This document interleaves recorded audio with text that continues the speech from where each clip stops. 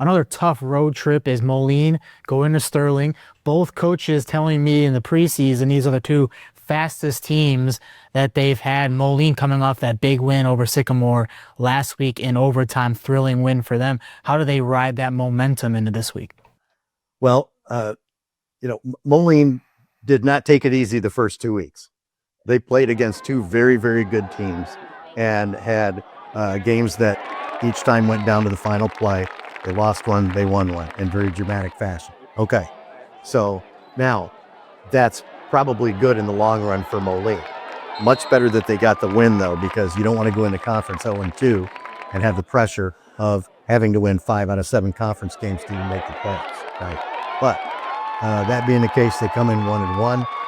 We knew they had weapons, certainly on the ground, with Eli Warren and Mark Carey coming back in that backfield.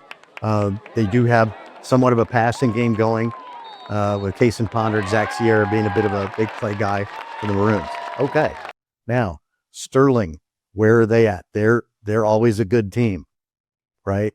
So this is going to be a good test for them in the conference to see, okay, now where are you in the Western Big Six?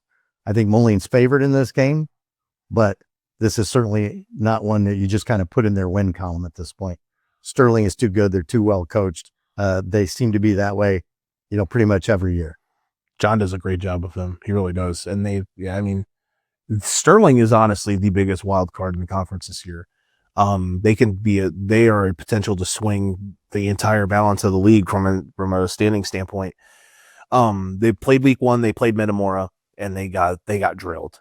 But just not Metamora does that to many. Yeah, I think it was like 46-13 or something like that. It was not close. They come back week 2, bounce back, have a dominant win against a team that they would say that's what they should have done against them. So now this Moline team, they get them at home.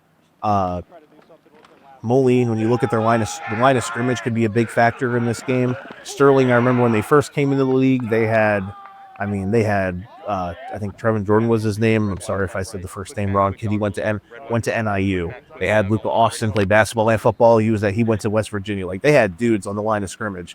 So they've rolled through. They're not maybe as good or as deep on the line of scrimmage now, but they're still going to be a formidable foe in that aspect.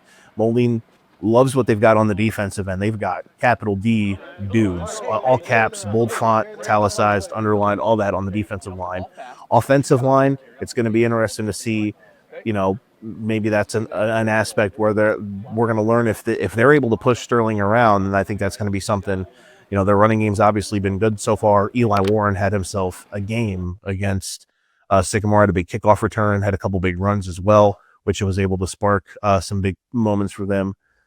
It's a really important game because it's really, like we said, we mentioned that top tier and that second tier.